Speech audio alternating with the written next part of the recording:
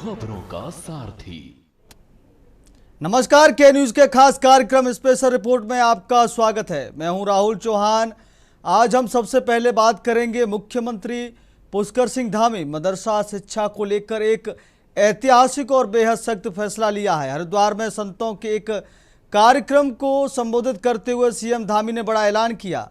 तो वहीं हुंकार और अमित शाह के चक्रव्यूह के बीच बुलडोजर बाबा ने बंगाल की धरती पर कदम की और स्मार्ट मीटरों के खिलाफ सुलग रही जनता की नाराजगी के आगे आखिरकार सरकार को झुकना क्यों पड़ा।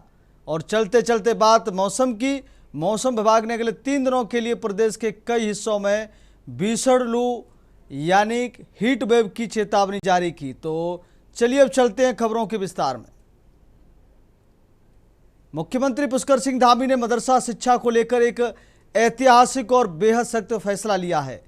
हरिद्वार में संतों के कार्यक्रम को संबोधित करते हुए सीएम धामी ने ऐलान किया कि प्रदेश में अब मदरसा बोर्ड को भंग किया जाएगा और सभी मदरसों को उत्तराखंड विद्यालय शिक्षा बोर्ड के दायरे में लाया जाएगा। सरकार का लक्ष्य स्पष्ट है, शिक्षा में एक रूपता और छात्रों का आधुनिक विकास। लेकिन इसके साथ ही मुख्यमंत्री ने उन संस्थानों को कड़ी चेतावनी भी दी है जो नियमों की अनदेखी करेंगे। आइए देखते हैं इस फैसले के पीछे क्या है सरकार की रणनीति और क्या होंगे इसके परिणाम। रिपोर्ट देखिए।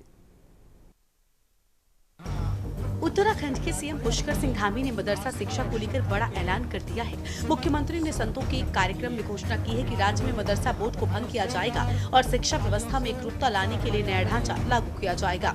सीएम पुष्कर सिंह धामी ने कहा कि आगामी शैक्षणिक सत्र से राज्य के सभी मदरसों में उत्तराखंड विद्यालय शिक्षा बोर्ड का पाठ्यक्रम लागू किया जाएगा।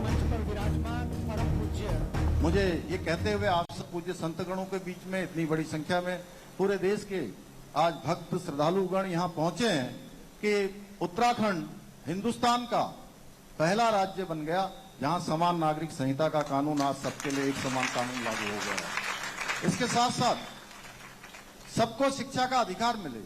हमने राज्य में एक और ऐतिहासिक निर्णय लेते हुए मदरसा बोर्ड जो यहाँ पर कई वर्षों से संचालित था, मदरसा बोर्ड को भंग करने का भी निर्णय लिया है। इस बार के 2026 जुलाई से राज्य के अंदर जितने भी इस प्रकार के मदरसे हमारे यहाँ संचालित होते हैं, उन मदरसों में अब जो उत्तराखंड शिक्षा बोर्ड के द्वारा निर्धारित पाठ्यक्रम है उसी पाठ्यक्रम को पढ़ाया जाएगा। अन्यथा जिन मदरसों में नहीं पढ़ाया जाएगा वो मदरसों को बंद कर दिया जाएगा। भाइयों बहनों, बड़ी हमने देवभूमि का देवत्व तो बचा रहना चाहिए। देवभूमि का मूल स्वरूप खराब नहीं होना चाहिए, क्योंकि देवभूमि के बारे में केवल उत्तराखंड देवभूमि के लोग नहीं बल्कि पूरे भारतवर्ष और दुनिया के सनातनियों की एक सोच है, एक आस्था और श्रद्धा का स्थान है। देवभूमि है तो इसके देवत्व को कहीं से नुकसान नहीं होना चाहिए। इसलिए यहाँ पर कहीं पर नीली चादर, कहीं पर पीली चादर, कहीं पर हरी चादर डालकर जो हजारों हजार एकड़ जमीन यहाँ पर अतिक्रमण की हुई थी उसको अतिक्रमण से मुक्त कराने का काम भी हमने किया। भाइयों बहनों, लैंड जिहाद, इस पर हमने बिल्कुल एकदम व्यवस्थित तरीके से लगातार कार्रवाई की है। ये अभियान हमारा चल रहा है और अभी तक 12,000 एकड़ जमीन इस लैंड जिहाद से हमने मुक्त कराने का काम किया है। बहन बेटियों का जीवन खराब न हो, उनके साथ धोखा न हो, उनके जीवन को कोई भी जो है कहीं खराब करने की स्थिति में कोई सोचना तो बहुत दूर की बात, करना तो बहुत दूर की बात, सोच भी न पाए। इसलिए हम सख्त धर्मांतरण का कानून भी यहाँ लेकर आए हैं। लैंड जिहाद, लव जिहाद और थूक जिहाद के खिलाफ हम कार्रवाई कर रहे हैं। ऐसे अनेकों कार्य आज हमारी इस देवभूमि की पवित्रता को बनाए रखने के लिए हम कर रहे हैं। सीएम पुष्कर सिंह धामी का बयान। सरकार का उद्देश्य बच्चों को आधुनिक और मुख्य धारा की शिक्षा से जोड़ना है ताकि वो प्रतिस्पर्धा के इस दौर में पीछे न रहें। उन्होंने सख्त लहजे में कहा कि अब उत्तराखंड में मदरसा बोर्ड का अलग पाठ्यक्रम नहीं चलेगा। सभी शिक्षण संस्थानों को एक समान शैक्षणिक ढांचे के अंतर्गत लाया जाएगा जिससे शिक्षा की गुणवत्ता में सुधार हो सके और छात्रों को बेहतर मौका मिले। इतना ही नहीं, सीएम धामी ने आगे कहा कि जो मदरसे सरकार के इस फैसले को नहीं मानेंगे उनके खिलाफ कड़ी कार्रवाई की जाएगी। नियमों का पालन न करने वाले मदरसों को बंद तक किया जा सकता है। राज्य सरकार इस मामले में किसी भी तरह की कोई ढिलाई नहीं बरतेगी। उन्होंने ये भी कहा कि राज्य में शिक्षा सुधार सरकार की प्राथमिकता है। मुख्यमंत्री ने हरिद्वार में संतों के एक कार्यक्रम में बोलते हुए ये घोषणा की, बच्चों को ऐसी शिक्षा मिलनी चाहिए जो उन्हें आधुनिक दौर के साथ आगे बढ़ने में मदद करे, ताकि वो प्रतिस्पर्धा के इस दौर में पीछे न छूट जाएं। सरकार चाहती है कि सभी छात्र मुख्यधारा की शिक्षा से जुड़े और भविष्य में बेहतर अवसर हासिल कर सकें। सभी स्कूलों में होगा सिलेबस एक जैसा। सीएम ने यह भी साफ संदेश दिया है कि अब उत्तराखंड में अलग अलग पाठ्यक्रम की व्यवस्था खत्म की जाएगी। सभी शैक्षणिक संस्थानों को एक जैसे शैक्षणिक ढांचे में लाया जाएगा। इससे पढ़ाई के स्तर में सुधार होगा, छात्रों के बीच असमानता कम होगी। सरकार का मानना है कदम शिक्षा को अधिक व्यवस्थित और प्रभावी बनाएगा। वहीं दूसरी तरफ सीएम धामी ने कहा कि जो मदरसे सरकार के इस फैसले का पालन नहीं करेंगे उनके खिलाफ कड़ी कार्रवाई की जाएगी। उन्होंने कहा कि नियम तोड़ने वाले मदरसों को बंद तक किया जा सकता है। सरकार इस मामले में पूरी सख्ती बरतेगी। मुख्यमंत्री ने कहा कि उत्तराखंड में शिक्षा को बेहतर बनाना सरकार की प्राथमिकता है। सरकार का मानना है कि सभी शैक्षणिक संस्थानों में एक समान पाठ्यक्रम लागू से छात्रों को बेहतर गुणवत्ता की शिक्षा मिल सकेगी, साथ ही उन्हें आगे बढ़ने के अवसर भी एक समान मिलेंगे। सीएम ने कहा, राज्य को आदर्श और विकसित बनाने के लिए सरकार लगातार कार्य कर रही है। इन सब के बीच बड़ा सवाल है, उत्तराखंड में अब एक राज्य एक पाठ्यक्रम की राह पर सरकार आगे बढ़ चुकी है। मुख्यमंत्री धामी ने साफ कर दिया है कि आगामी शैक्षणिक सत्र से राज्य के सभी मदरसों में उत्तराखंड विद्यालय शिक्षा बोर्ड का पाठ्यक्रम अनिवार्य रूप से लागू होगा। मदरसा बोर्ड को भंग करने का यह निर्णय शिक्षा में सुधार की दिशा में एक बड़ा कदम माना जा रहा है। मुख्यमंत्री ने रोक शब्दों में कहा कि सरकार का उद्देश्य बच्चों को आधुनिक और मुख्य धारा की शिक्षा से जोड़ना है, ताकि वो आज के प्रतिस्पर्धा दौर में किसी भी स्तर पर पीछे न रहे। सीएम ने साफ कहा, अलग अलग पाठ्यक्रमों के कारण छात्रों के बीच जो असमानता पैदा होती है उसे अब खत्म किया जाएगा, लेकिन धरातल पर सीएम का निर्णय को कैसे उतारेंगे ये बड़ा सवाल है। देवभूमि को एक आदर्श और विकसित राज्य बनाने की दिशा में सीएम धामी का ये मास्टर स्ट्रोक अब चर्चा का केंद्र बना हुआ है। स्पेशल रिपोर्ट के न्यूज इंडिया।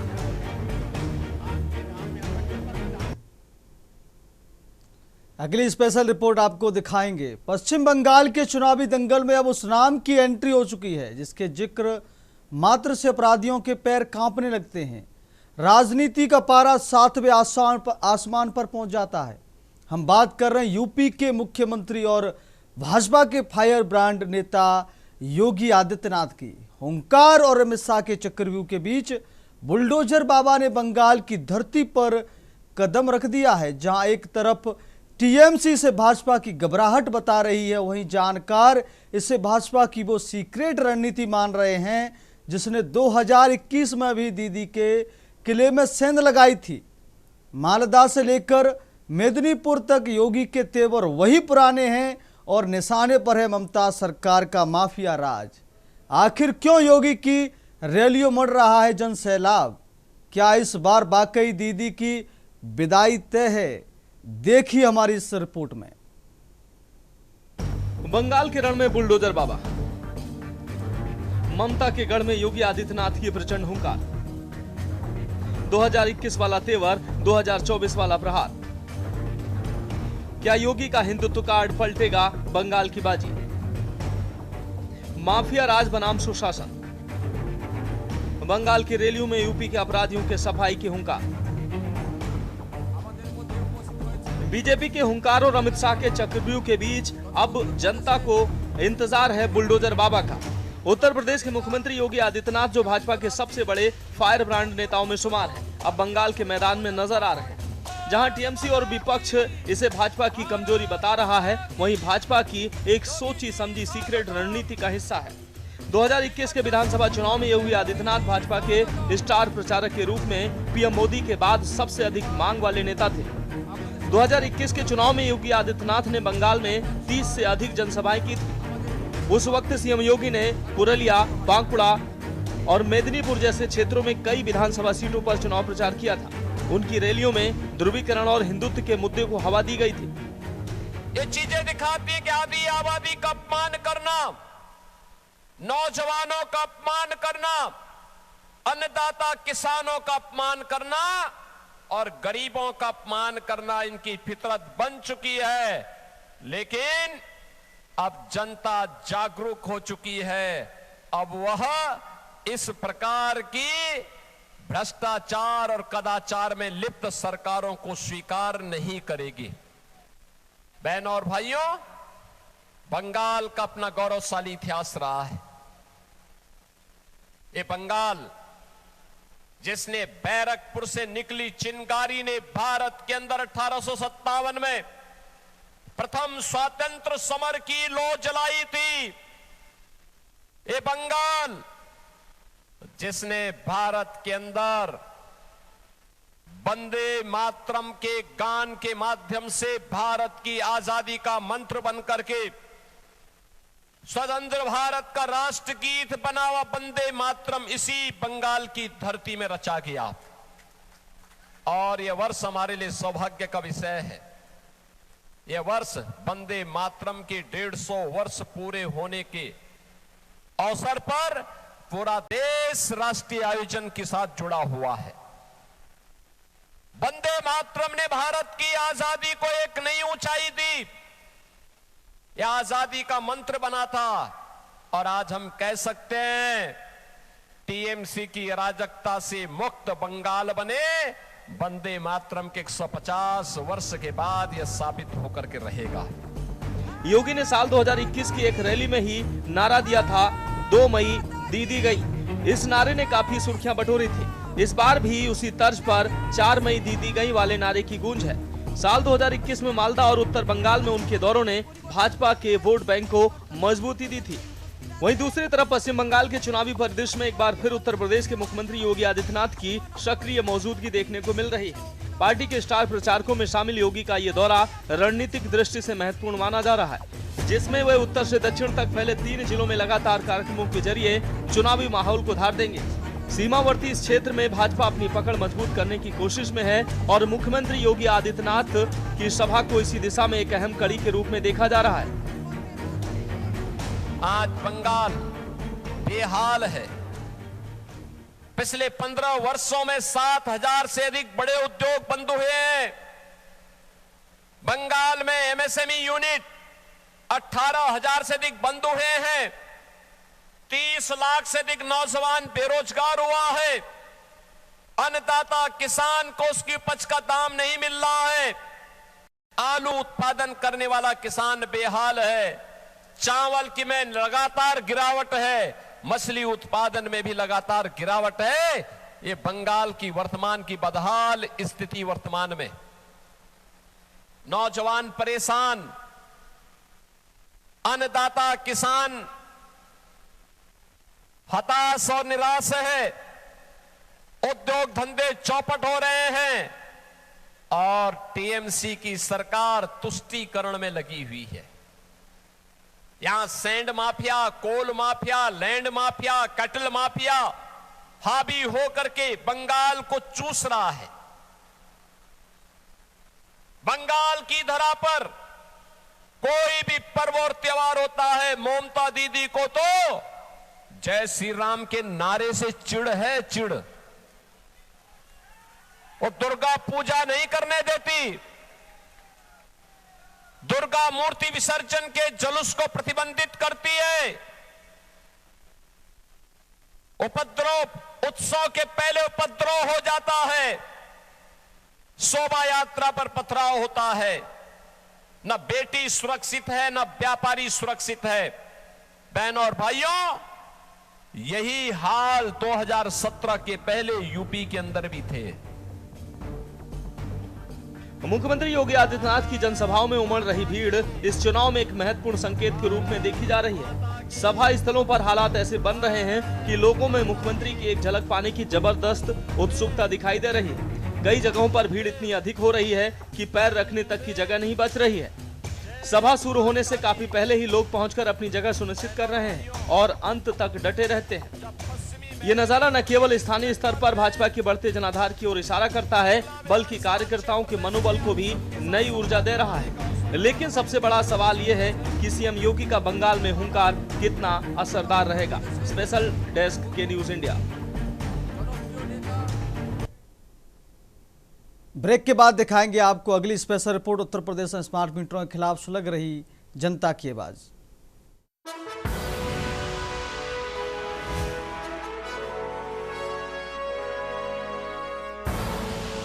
आप देख रहे हैं के न्यूज, खबरों का सारथी।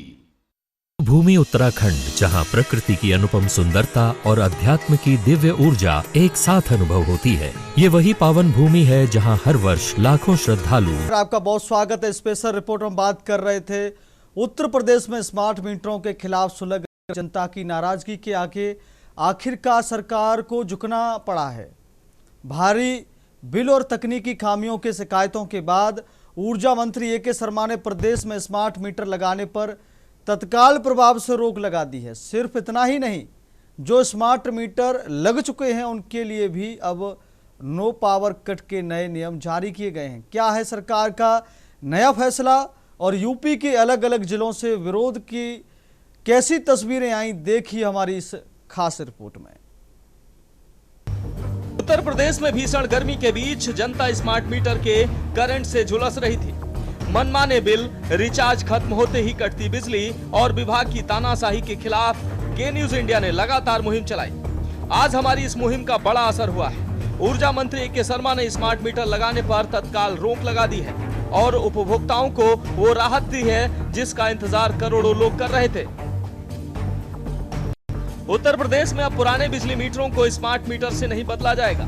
ये फैसला उस वक्त आया है जब सोनभद्र, जौनपुर, बांदा और हमीरपुर जैसे जिलों में जनता का आक्रोश सातवें आसमान पर पहुंच गया था।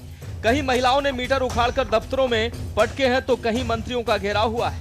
के न्यूज इंडिया ने जनता की इस बेबसी को सरकार के गलियारों तक पहुंचाया, जिसके बाद ऊर्जा मंत्री ए के शर्मा ने समीक्षा बैठक में बड़े फैसले लिए। स्मार्ट मीटर से परेशान लोगों की प्रतिक्रिया हम आपको सुनाते हैं। मामला सर ये है कि मीटर का जो बिल है वो तय सीमा से ज़्यादा आ रहा है। पहली बात तो ये बहुत बड़ा मुद्दा है कि मतलब जितना आना चाहिए, बताइए हम लोग रात में रिचार्ज कर रहे हैं 200 रुपये का, सुबह 200 रुपये माइनस हो जा रहे हैं, उसमें बहुत ज़्यादा बिल आ रहा है। पहला तो ये मुद्दा है। दूसरा सर ये है कि एक अकाउंट ID से 2 मीटर जनरेट और दोनों चल रहे हैं। और जब उसकी कंप्लेन की तो उन्होंने कहा कि नहीं, आपका दक्षिणांचल है बिजली विभाग का और वो उत्तरांचल में इस तरह करके बता देते हैं। कभी मीटर बिजली विभाग जाओ तो उनके बाबू से या उनके कर्मचारियों से पूछिए कि क्या मुद्दा है, ये हमने कैसा क्या किया है, रिचार्ज किया है, तो उस पर वो गोल गोल बात करते हैं। दिक्कत क्या है, हमारे बच्चे गरीब आदमी कमाते मजदूरी करते हैं, 3-3 हज़ार रुपये 15 दिन में भरना पड़ेगा। हम लोग खाएं के अपने बच्चे के लाए कि हम लाइट का बिल दे।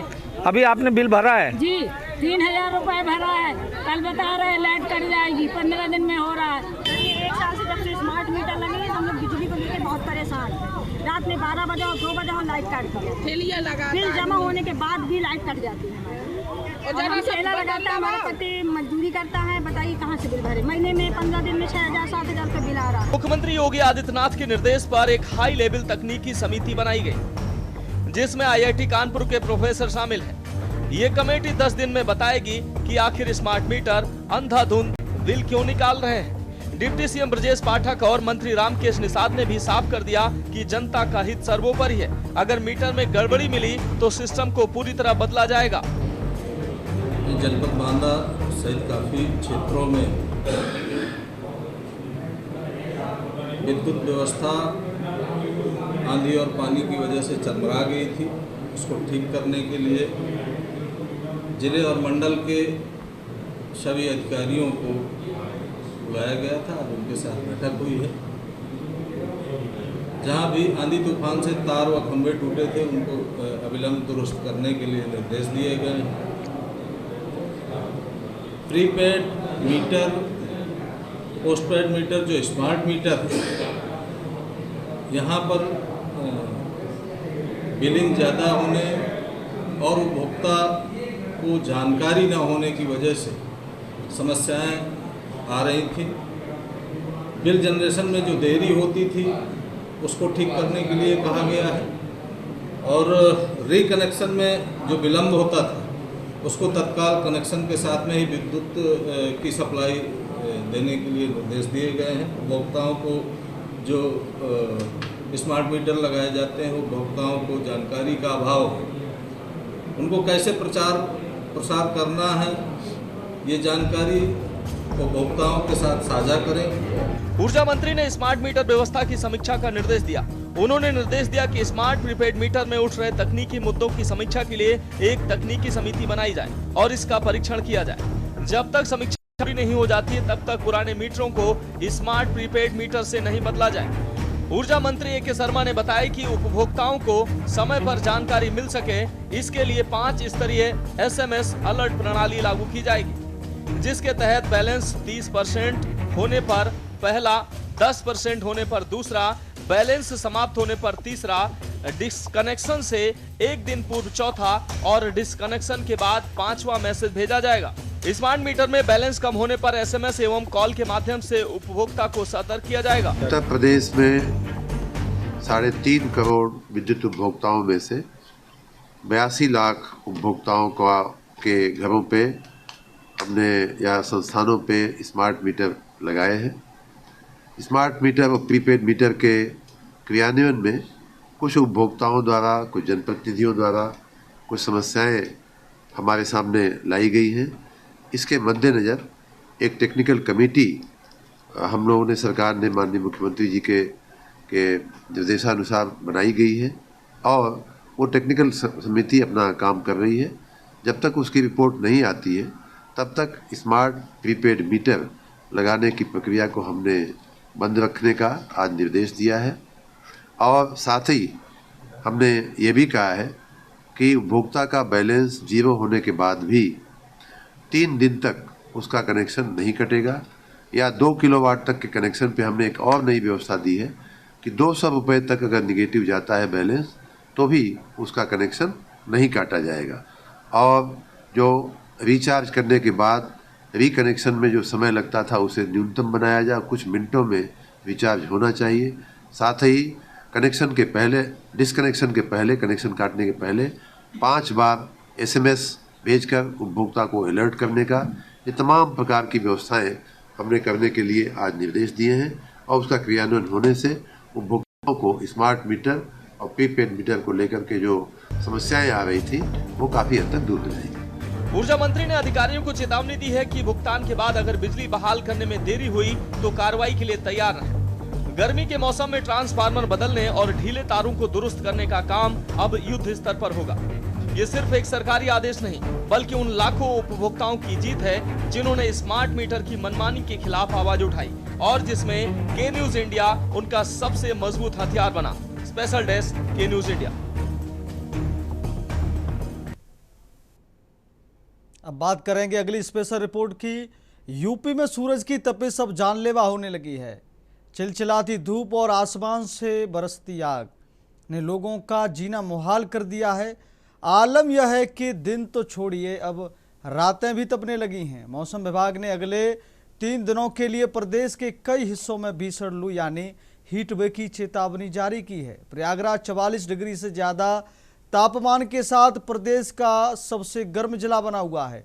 वहीं पश्चिम यूपी के कई जिलों में वार्म नाइट यानी गर्म रातों का अलर्ट है। प्रशासन ने लोगों से अपील की है कि दोपहर के समय बेवजह घरों से बाहर न निकलें। क्या है आज के तापमान की स्थिति और किन जिलों में बरतना होगा विशेष एहतियात, देखिए हमारी इस खास रिपोर्ट में।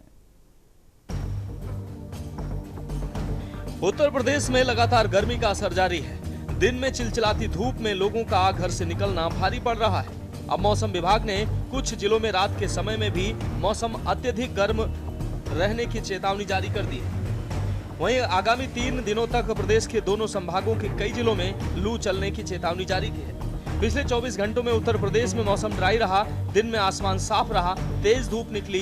तेज धूप निकलने से अधिकतम तापमान में वृद्धि हुई। अधिकतम तापमान सामान्य से 3 से 5 डिग्री सेल्सियस तक अधिक चल रहा है, जिसके कारण दिन के समय भीषण गर्मी पड़ रही है।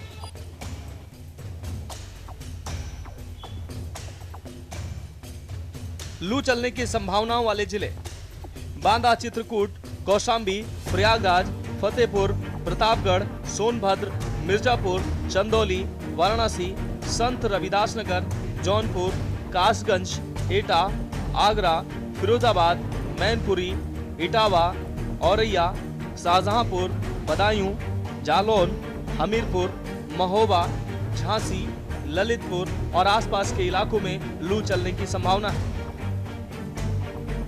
रात में तापमान बढ़ने वाले शहर सहारनपुर, शामली, मुजफ्फरनगर, बिजनौर, मुरादाबाद, रामपुर और आसपास के इलाकों में रात में तापमान बढ़ सकता है। मौसम विज्ञान विभाग ने लू से बचाव के लिए जारी की एडवाइजरी।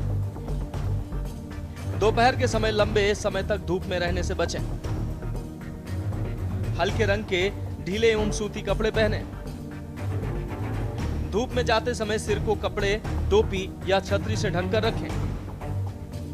निर्जलीकरण से बचने के लिए पर्याप्त मात्रा में तरल पदार्थ का सेवन करें। खुद को हाइड्रेट रखने के लिए ORS का सेवन करें। घर में बने पेय जैसे लस्सी, तोरानी व चावल का पानी, नींबू पानी, छाछ आदि का उपयोग करें। अधिकतम तापमान वाले टॉप 10 जिले: प्रयागराज 44.4, वाराणसी 44, बाराबंकी 42.5, सोनभद्र 42.6, आगरा 43.6, हमीरपुर 43, झांसी 43.6, गाजीपुर 42.5, सुल्तानपुर 43.8, बांदा 43.6। आज इन जगहों पर तापमान इतने तक रहने के आसार। फिलहाल मौसम विज्ञान विभाग के अनुसार राजधानी का तापमान सोमवार को आसमान साफ रहेगा। न्यूनतम तापमान में 1 डिग्री सेल्सियस की वृद्धि हो सकती है। अधिकतम तापमान 41 और न्यूनतम तापमान 25 डिग्री सेल्सियस रहने की संभावना है। रविवार को उत्तर प्रदेश का प्रयागराज सबसे गर्म जिला रहा। यहां पर अधिकतम तापमान 44.6 डिग्री सेल्सियस रिकॉर्ड किया गया, जो कि सामान्य से 4.7 डिग्री सेल्सियस अधिक है। वहीं सबसे कम न्यूनतम तापमान बिजनौर जिले में 19.5 डिग्री सेल्सियस रिकॉर्ड किया गया, जो कि सामान्य से 1 डिग्री सेल्सियस अधिक है। इन सबके बीच आगामी 7 दिनों तक उत्तर प्रदेश में मौसम ड्राई बना रहेगा। 23 अप्रैल को एक नया पश्चिमी विक्षोभ सक्रिय हो रहा है, जो कि हिमालय क्षेत्र को प्रभावित कर सकता है, जिसकी वजह से उत्तर प्रदेश के कुछ इलाकों में बादलों की आवाजाही होने के साथ ही अधिकतम तापमान में हल्की कमी हो सकती है। आगामी 3 दिनों तक उत्तर प्रदेश के आइसोलेटेड स्थानों पर लू चलने की संभावना है, जिसके लिए हमें तैयार रहने की जरूरत है। स्पेशल डेस्क के न्यूज इंडिया।